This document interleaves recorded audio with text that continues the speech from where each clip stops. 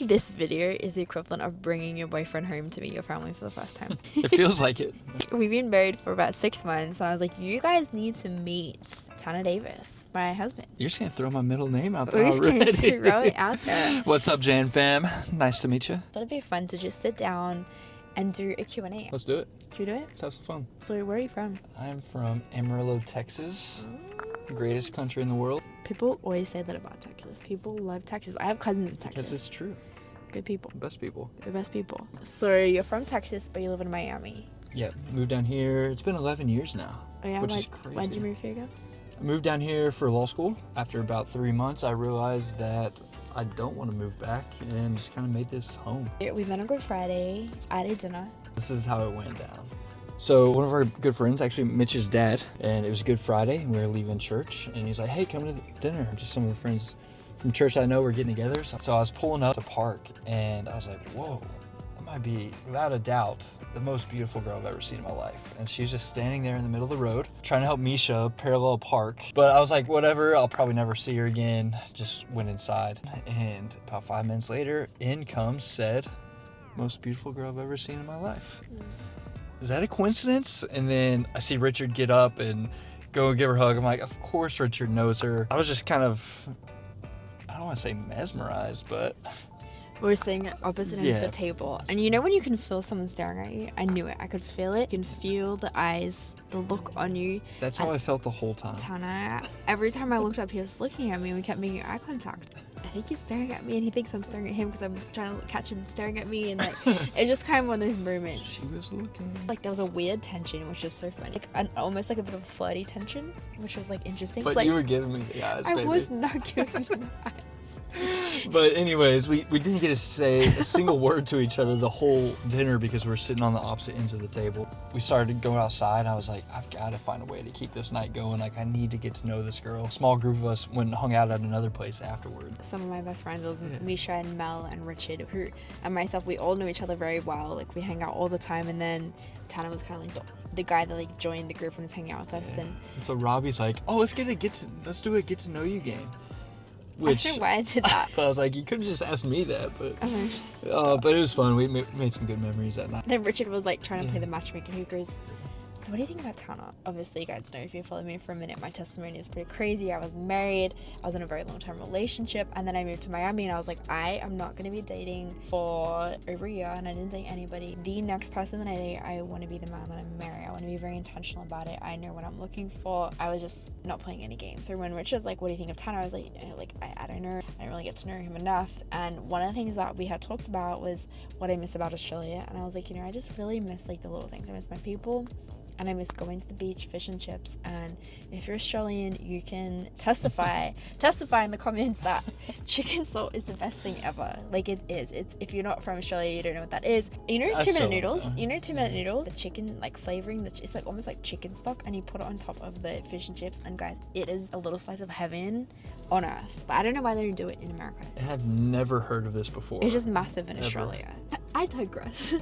I was like, I miss about Australia is the just fish and chips on the beach with my friends and chicken salt. So then he ended up asking me on a date. I love nice things. You guys know that. I work very hard and I appreciate nice things, but also think sometimes the most sweet, special things in life aren't the expensive things. Sometimes they're just the moments, raw, real moments. The thing that I really appreciated about Tanner was that he didn't try to impress me. He wasn't trying to flex. He wasn't doing all the things. He was just like purely being himself, and he listened to what I said, and he was like, oh, she misses that. Let me set up a little date on the beach with fish and chips. And he pulled out of his pocket chicken salt that he had ordered on Amazon. Like, he wasn't like, let me take you to this restaurant and buy you a $500 steak in my, like, I wasn't looking for that. I was looking for character. I was looking for substance. And he showed like a degree of intentionality that automatically just grabbed my attention. That's dating tip number 1 is chicken salt. Oh.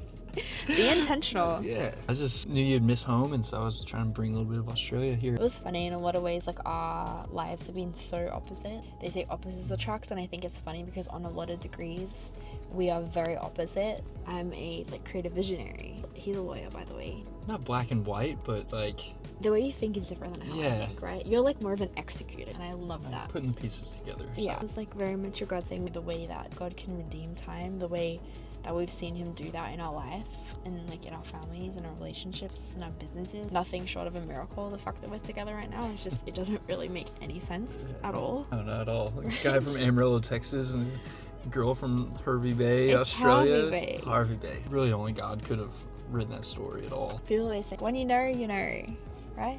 So when did you know?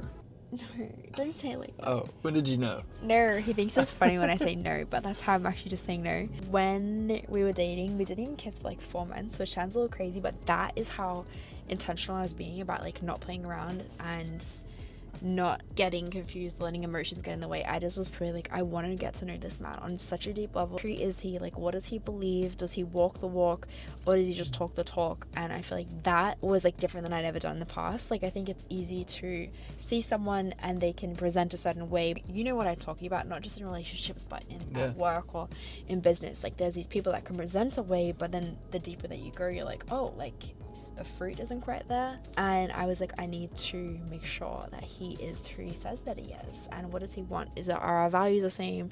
What does he want for his future? That's beautiful. Thank you. I'm glad you know. I know. And anyway, I think it was when I just realized how easy it was. I found myself like just wanting to be around him. And we went out on July 4th last year and we went paddleboarding. He packed a little speaker, a couple bottles of champagne, and we watched the fireworks. You're really underplaying that one. Why? It was so cool. Just like the fireworks were just all around us, like sitting out in the water. I don't know. Just the whole thing was just so beautiful. It was like perfect sunset. That was when I knew, because it was just so simple. It was, again, it goes back to the simple things, and it was easy. Have you ever been in those relationships when you first start dating someone, going back and forth with a guy, and you're like, what do I say? And you ask your girlfriend, what do I say? You know what I'm talking about? And you take like an hour and a half to respond because you go through 18 drafts of the text message. Yeah, or you're just like, there was never a moment like that. I just felt like it was so easy. I could be myself, see like a gentleness in you that I'd never seen in a man, but I thought like was so masculine. I think that drew me to you. Thanks, baby. I love you. I don't know what to say right now. So we started dating in June or July. He proposed 6 months later, and then we got married for 4 months after that. It hasn't been a whirlwind, but in the best way. It doesn't feel like it was rushed or forced or quick or anything. There was a peace on it, and I think the older that I've gotten, the more that I've realized when something is from God, no one can come against it, and there's a peace that comes with it that rules everything.